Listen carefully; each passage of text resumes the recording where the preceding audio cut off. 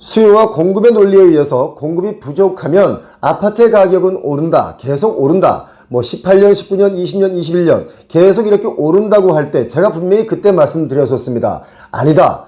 아파트가 없는 게 아니라 우리가 돈이 없는 거다. 고가의 아파트를 살 수 있는 돈이 없는 거지 아파트가 없는 게 아니다. 그러니까 공급은 사실 부족하진 않다라는 말씀을 제가 드렸었죠. 그런데 그럴 때 초저금리에 레버리지를 많이 얻어서 주거용 부동산을 많이 샀습니다. 그래서 미친 듯이 집값은 올랐습니다. 그런데 시간이 지나 보니까 공급이 부족한 것도 아니라는 것을 금방 알 수 있지 않습니까? 공급이 부족하다라고 자꾸 얘기하니까 진짜 공급이 부족한 줄 알고 많은 분들은 그렇게 빚을 내서 집을 샀습니다. 지금은 여러분 보시다시피 완전히 공급 과잉입니다. 여러분의 소중한 마음을 모아서 지금부터 영상 속으로 출발합니다.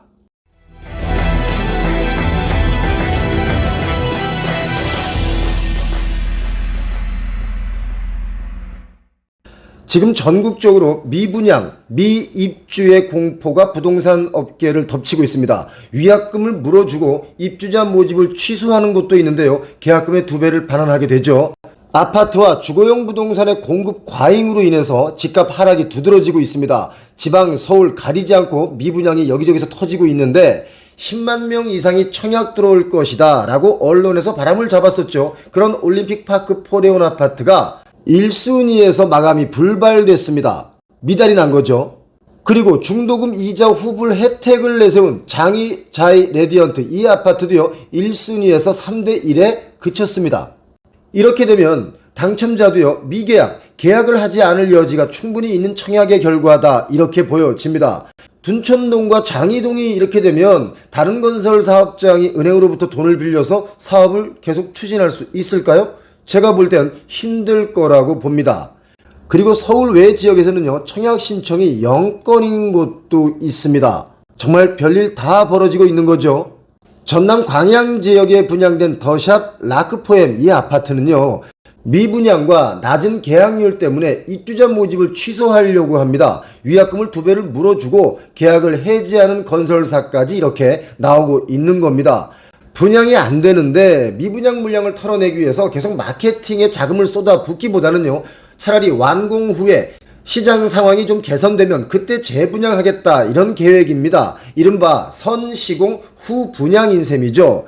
전남 광양시 마동 저수지 인근에 이 아파트를 짓게 되는데 시행사는요 계약자들에게 문자를 보냈습니다. 입주자 모집 취소 및 분양 연기를 검토하고 있다 이렇게 문자를 보낸 거죠. 청약률이 오죽 저조하면 이렇게까지 하겠습니까? 여러분 이거 알려드릴게요. 아파트는요 30%만 분양이 돼도 공사가 멈추지 않고 분양을 추진합니다. 이 아파트의 분양가가 전용면적 84제곱미터 기준에 3억 5천만 원에서 4억 5천만 원 선인데 한국부동산원 청약 홈페이지를 보면 이 단지는요 지난 10월에 청약을 접수했습니다. 일반 공급 총 898가구 모집에 530명이 신청해서 미달이 됐죠. 그리고 실계약률마저 저조한 결과를 보이니까 이렇게 극단적인 방법으로 돌아선 겁니다. 다시 분양하게 될 때는 분양가를 재산정해서 분양을 하거나 또는 민간 임대아파트 물량으로 돌리는 방안도 예상이 되고 있는데요. 이 지역분들은 이런 이야기를 합니다. 높은 금리와 또 지역 내에 신규 아파트 공급이 아주 과잉입니다. 그래서 그런 것들 때문에 분양의 발목을 잡은 것이다 이런 얘기를 하죠. 광양시의 미분양 물량은 지난 10월 기준에 1244가구입니다. 지난 6월에 이 지역이 조정 대상 지역에서 해제가 됐죠. 해제가 되면서 분양권 전매가 가능해졌는데 그래도 여전히 미분양 물량이 소진되지 않고 있는 것입니다. 규제를 풀어준다면 규제가 풀려서 금방 다시 부동산이 뛸 것이다 이런 말씀들을 하신 분들이 있었는데 규제를 풀어준다고 해서 부동산 경기가 다시 살아나는 게 아니다 이런 걸 우리가 알 수 있죠. 더샵 라크포엠의 시행사는요 한국자산개발이라는 곳인데 조만간 관할지방자치단체인 광양시에 입주자 모집 승인 취소 신청을 할 예정입니다. 취소 결정이 내려질 경우에 계약자들이 이미 납부한 계약금 1,000만 원 그리고 환불 위약금 1,000만 원 이렇게 2,000만 원을 받게 되겠죠. 여기서 여러분께서 알고 가셔야 할 중요한 내용을 제가 한 가지 알려드리겠습니다. 청약할 때 청약통장을 쓰셨죠. 그런데 입주자 모집이 취소가 되면 이미 청약통장을 사용한 계약자들도 통장을 다시 이용할 수 있습니다. 이거 기억해 두시기 바랍니다. 시행사인 한국자산개발은요, 미분양이 많이 발생한 상태에서 추가적인 계약을 계속 유도하는 그런 마케팅을 지속하기에는 인력과 광고 등에 쓰이는 비용 부담이 크다고 판단을 했고, 또 부동산 시장이 다시 살아나는 그런 시점에 공급을 하면 분양 성적이 개선될 것으로 기대한다, 이렇게 설명을 하는데, 과연 다 지어질 시기가 2025년 11월쯤이거든요. 그때 부동산 경기가 살아날까요? 여러분은 어떻게 생각하십니까? 저희가 예측하기로는 L자 형태로 당분간 하향 조정세는 좀 길어질 것이다, 이렇게 보고 있기 때문에 추이를 좀 더 지켜봐야 되겠습니다. 전국적으로 지금 아파트 매매 수급 지수가 완전히 꽁꽁 얼어붙었죠. 22년 올해 1월달만 하더라도 이렇게 92.8, 93.8 이렇게 좀 높았습니다.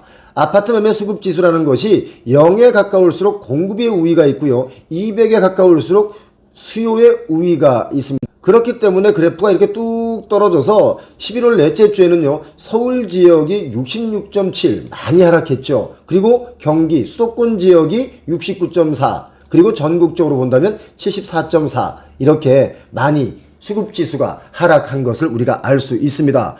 아파트가 이 정도면 아파트 대체제여서 인기가 있었던 오피스텔 같은 경우 과연 분양받을 사람이 있을까요? 저희는 없다고 봅니다. 특히 강남의 하이엔드 주거용 부동산의 경우는 그거 살 돈이면 차라리 둔촌주공 재건축 사는 게 훨씬 낫다, 이런 이야기가 돌고 있습니다. 그러니까 한마디로 이제 하이엔드 오피스텔 분양받으려는 사람이 없다, 이겁니다. 이거 기억하셔야 됩니다. 왜냐, 2020년 21년 이럴 때 강남권에서 하이엔드 오피스텔 많이들 분양을 받았는데 지금은 분양받지 않습니다. 그리고 분양받으신 분들도 지금 금리 때문에 많이 힘들어하고 있죠.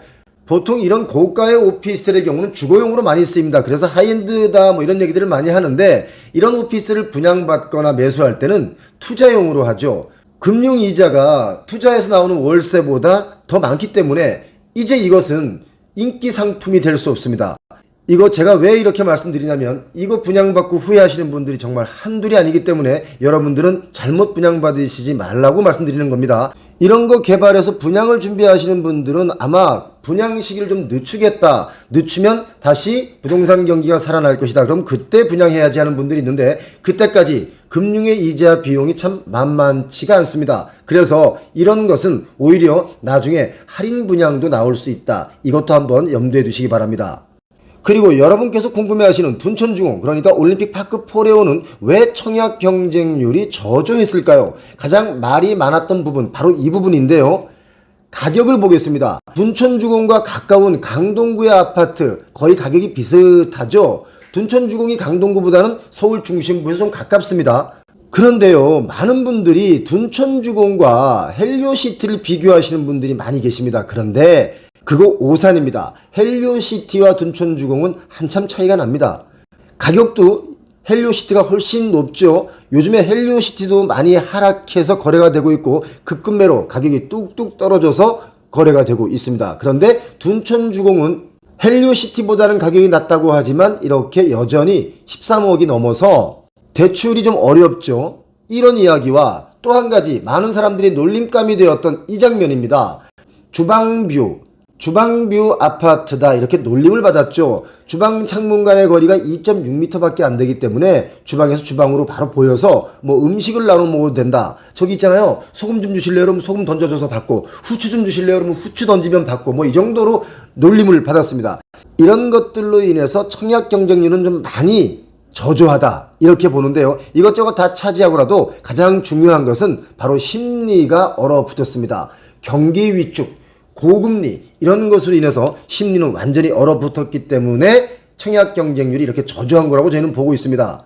자, 그렇다면 이쯤에서 할 말은 좀 해야 되겠습니다. 바로 특공 얘기인데요.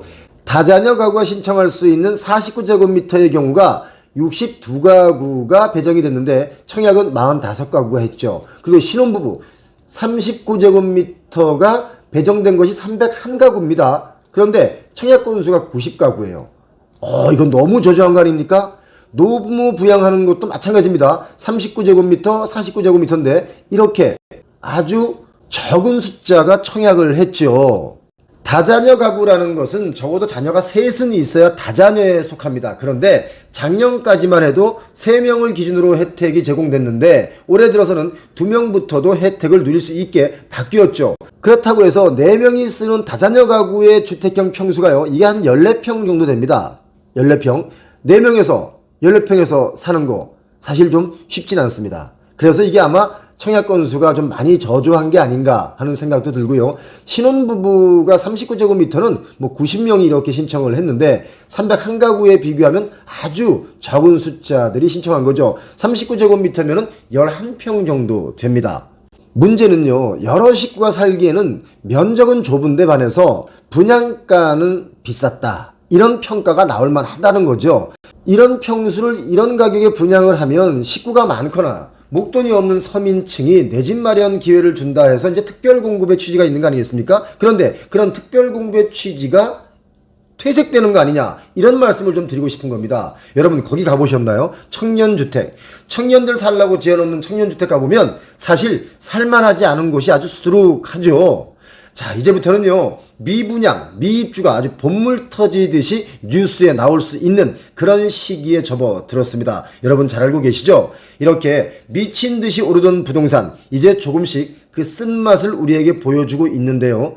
빚을 내서 주거용 부동산을 분양을 받거나 또는 사신 분들의 고통이 내년부터는 더 가중될 것이 뻔해 보입니다. 이자를 내고 나면 점심 밥값이 없어서 대충 때우시는 분들이 점점 늘어나고 있다고 합니다. 특히 2030이 그렇다고 하는데요. 한 푼이라도 아껴서 버틸 때까지는 버텨보려는 그런 노력인 것 같습니다. 여러분 정말 뇌동매매하지 마시고요, 조금만 더 기다리셔서 기회를 보시길 권해드립니다. 오늘 준비된 순서는 여기까지입니다. 여러분 구독은 의리입니다. 고맙습니다.